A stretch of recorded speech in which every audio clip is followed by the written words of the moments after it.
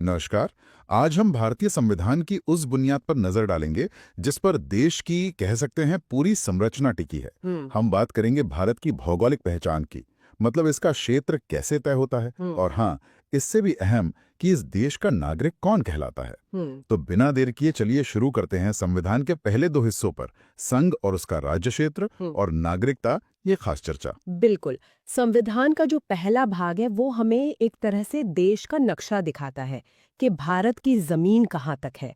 और फिर दूसरा भाग वो ये तय करता है कि इस जमीन से किसका वास्ता है, मतलब कौन यहाँ का नागरिक है। ये दोनों मिलकर ही भारत की पूरी अवधारणा को परिभाषित करते हैं। तो संविधान की शुरुआत हम्म। कैसे होती है? अनुच्छेद 1 क्या कहता है इस बारे में? हाँ, देखिए, अनुच्छेद 1 बहुत स्पष्ट रूप से कहता है इंडिया अर्थात भारत राज्यों का संघ होगा। यहाँ दो बातें खास हैं। पहली, देश के नाम संविधान सभा में बहस हुई और फिर इंडिया और भारत दोनों नामों को स्वीकार किया गया। और दूसरी, देश का स्वरूप ये राज्यों का संघ है, यानी यूनियन ऑफ स्टेट्स। ये राज्यों का संघ वाली बात थोड़ी और समझाएंगी? मतलब ये अमेरिका जैसे देशों से अलग कैसे है? हाँ, ये संघ शब्द ये बहुत महत्वपूर्ण है। ये अमेरिका जैसी फेडरेशन व्यवस्था से आप कह सकते हैं अलग है। भारतीय संघ जो है वो राज्यों के बीच किसी समझौते का नतीजा नहीं है अच्छा। और इसीलिए राज्यों को इस संघ से अलग होने का कोई अधिकार नहीं है। भारत एक अखंड इकाई है। हम्म। जबकि अमेरिका में क्या है कि राज्य एक समझौते के तहत साथ आए थे। हम्म। तो सैद्धांतिक तौर पर उनके पास अलग होने का विकल्प या अपने अलग झंडे रखने जैसी चीजें हो सकती हैं। भारत में ऐसा बिल्कुल नहीं है। यहाँ केंद्र मजबूत है और देश अविभाज्य है।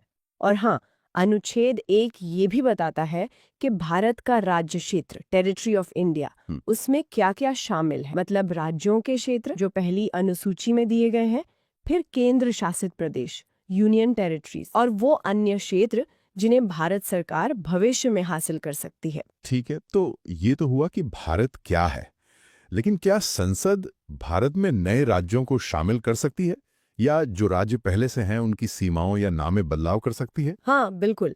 इसके लिए संविधान में अनुच्छेद 2 और 3 है। अनुच्छेद 2 संसद को ये अधिकार देता है कि वो कानून बनाकर संघ में नए राज्यों को शामिल कर सकती है या नए राज्य स्थापित कर सकती है। ये उन क्षेत्रों के लिए है जो पहले भारत का हिस्सा नहीं थे और इसके लिए राष्ट्रपति की पूर्व सिफारिश जरूरी होती है।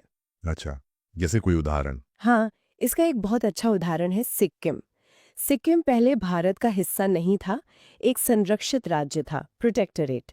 फिर 1974 में 35th संशोधन से इसे पहले एक सहराज्य एसोसिएट स्टेट बनाया गया, जिसके लिए अनुच्छेद 2A जोड़ा गया था। लेकिन अगले ही साल 1975 में 36th संशोधन से अनुच्छेद 2A हटाकर सिक्किम को भारत का 22वां पूर्ण राज्य बना दिया गया।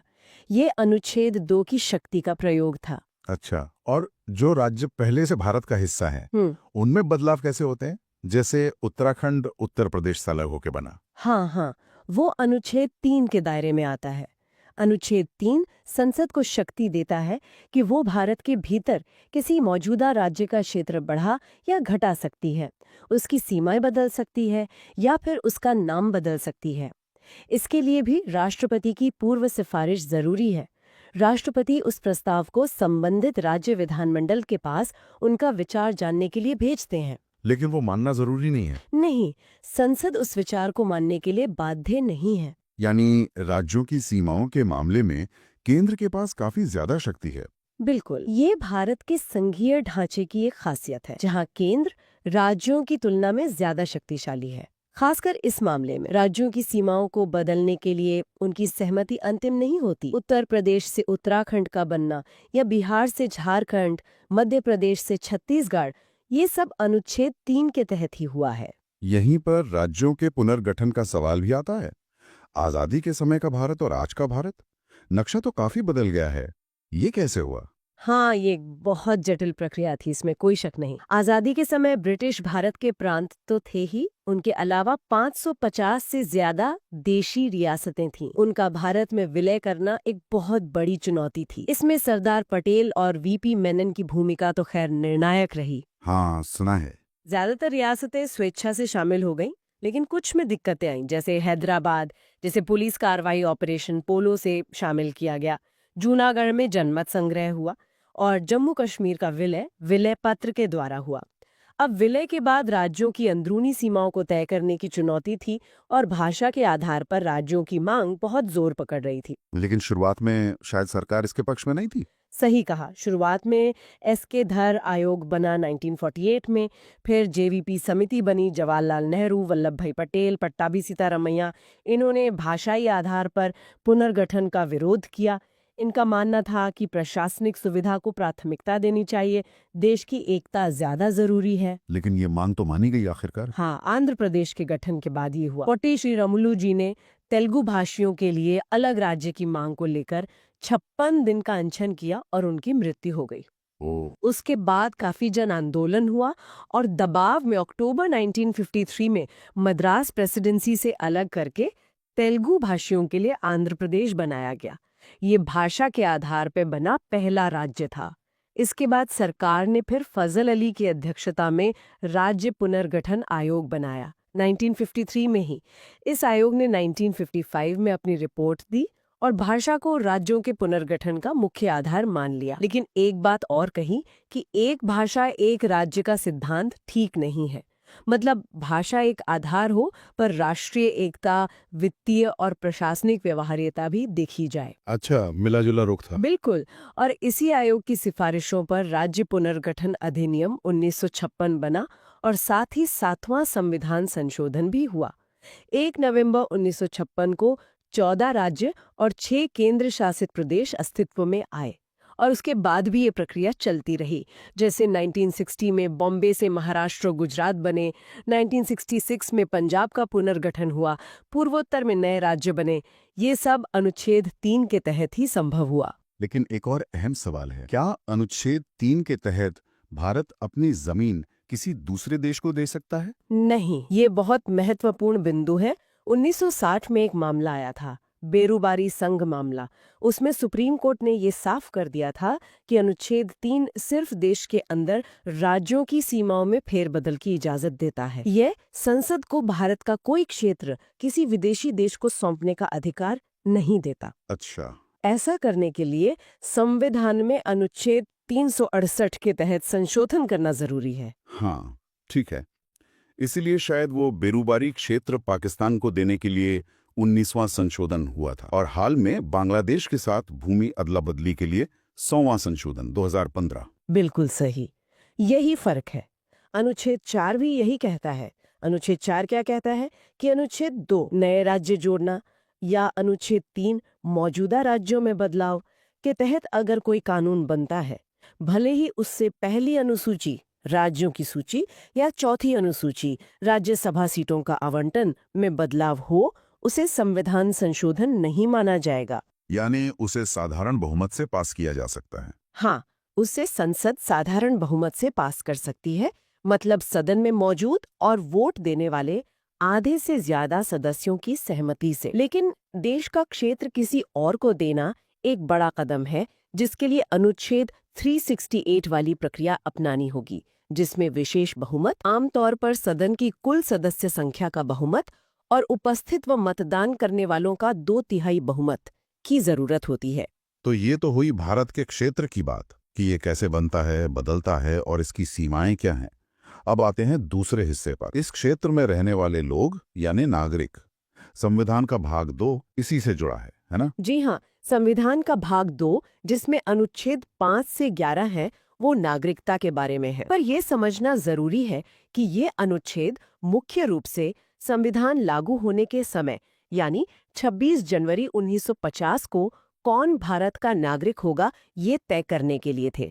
सोचिए, उस समय देश का बंटवारा हुआ था, बहुत उथल-पुथल थी, लोग इधर से उधर आ जा रहे थे, तो ये तय करना बहुत जरूरी था कि कौन भारतीय नागरिक है और कौन नहीं।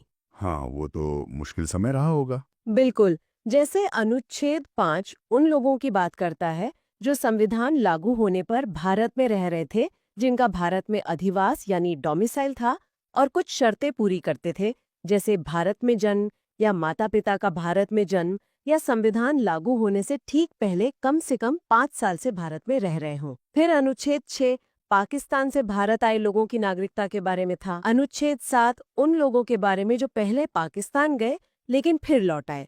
और अनुच्छेद 8 विदेश में रहने वाले भारतीय मूल के लोगों के लिए था। और भारत में नागरिकता का स्वरूप कैसा है? क्या यहाँ अमेरिका की तरह दोहरी नागरिकता है, मतलब केंद्र और राज्य की अलग-अलग? नहीं, यहीं पर एक महत्वपूर्ण बात आती है।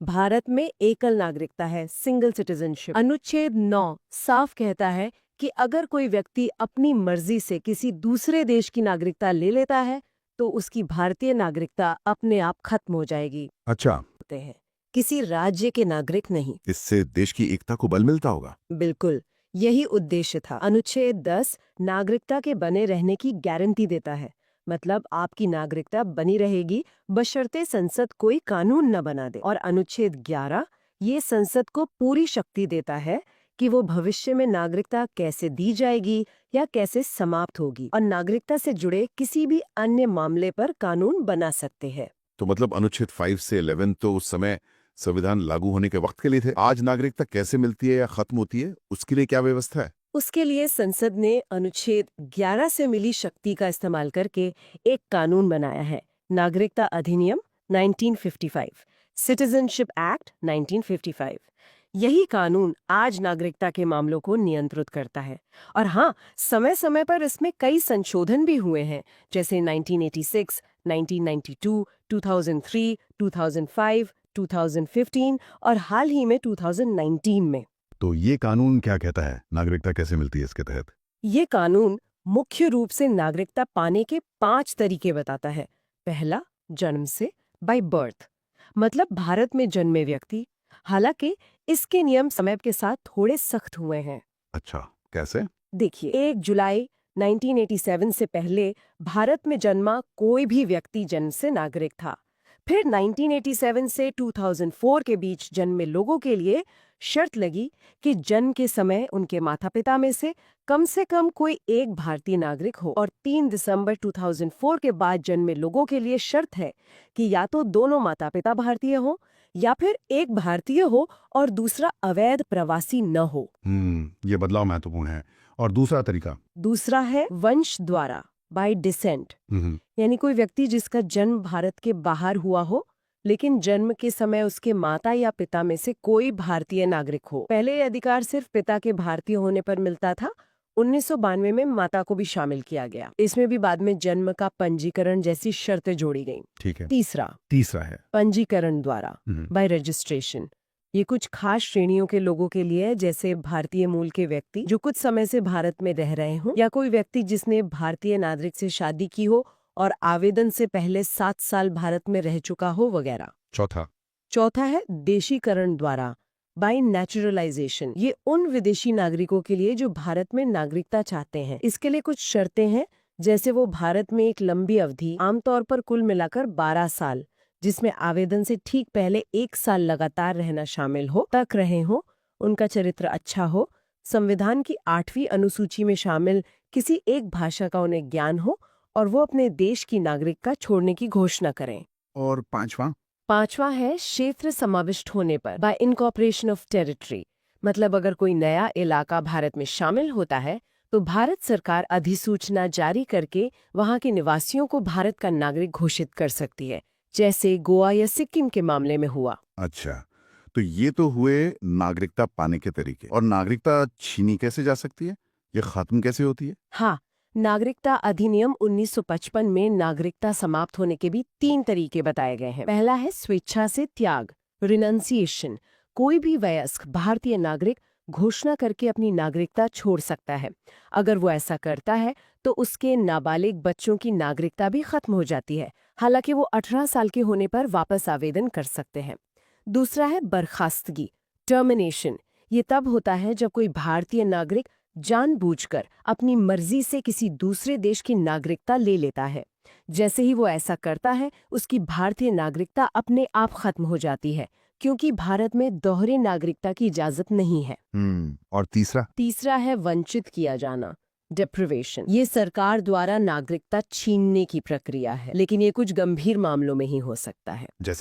जैसे अगर किसी ने धोखाधड़ी करके नागरिकता हासिल की हो, या उसने संविधान के प्रति अनादर दिखाया हो, या युद्ध के दौरान दुश्मन देश के साथ गैर कानूनी रूप से संपर्क रखा हो या उसकी मदद की हो, या फिर अगर किसी व्यक्ति को पंजीकरण या देशीकरण से नागरिकता मिली है और उसके 5 साल के अंदर ही उसे किसी देश में 2 साल या उससे ज्यादा की कैद की सजा हो जाए। इन आधारों पर सरकार नागरिकता छीन सकती है। समझ गया। अब हाल ही में नागरिकता कानून में एक काफी चर्चित संशोधन हुआ था, नागरिकता संशोधन अधिनियम CAA 2019। उसके बारे में कुछ बताएंगे? हाँ, नागरिकता संशोधन अधिनियम 2019, जिसे CAA कहते हैं, वो दिसंबर 2019 में संसद द्वारा पारित किया गया था। इसका मुख्य उद्देश्य पाकिस्तान, बांग्लादेश और अफगानिस्तान से इन 3 देशों से धार्मिक उत्पीड़न के कारण भारत आए 6 अल्पसंख्यक समुदायों के लोगों को भारतीय नागरिकता देने की प्रक्रिया को आसान बनाना। कौन से 6 समुदाय? हिंदू, सिख, बौद्ध, जैन, पारसी और ईसाई। शर्त यह है कि ये लोग 31 दिसंबर 2014 या उससे पहले भारत आ गए हों। इस कानून के तहत इन 3 देशों के इन 6 समुदायों के लोगों के लिए देशीकरण द्वारा नागरिकता पाने के लिए भारत में रहने की जो आवश्यक अवधि थी, उसे 11 साल से घटाकर 5 साल कर दिया गया है। अच्छा, यानी उन्हें अब कम समय भारत में रहकर नागरिकता मिल सकती है। हाँ, अगर वो 31 दिसंबर 2014 से पहले भारत आ गए थे और बाकी शर्तें पूरी करते हैं, तो 5 साल के निवास के आधार पर ही नागरिकता के लिए आवेदन कर सकते हैं। यहाँ ये ध्यान रखना भी महत्वपूर्ण है कि ये कानून संविधान की 6ठी अनुसूची के तहत जो संरक्षित आदिवासी क्षेत्र है, जैसे असम, मेघालय, मिजोरम, त्रिपुरा के कुछ हिस्से, और जिन राज्यों में इनर लाइन परमिट ILP व्यवस्था लागू है, उन पर लागू नहीं होता है। इस कानून पर काफी बहस भी हुई थी। जी हाँ, इस कानून के प्रावधानों, इसके दायरे और इसके संभावित प्रभावों को लेकर काफी सार्वजनिक बहस और विमर्श हुआ है। तो आज हमने संविधान के इन शुरुआती लेकिन बेहद महत्वपूर्ण हिस्सों को समझा। कैसे भारत की भौगोलिक सीमाएं तय होती हैं, उनका आधार क्या है, कैसे राज्यों का निर्माण और पुनर्गठन हुआ, और फिर कौन इस देश का नागरिक है, नागरिकता के नियम क्या हैं और वो समय के साथ कैसे विकसित हुए हैं। बिल्कुल। इसी विचार के साथ आज की ये चर्चा यहीं समाप्त करते हैं।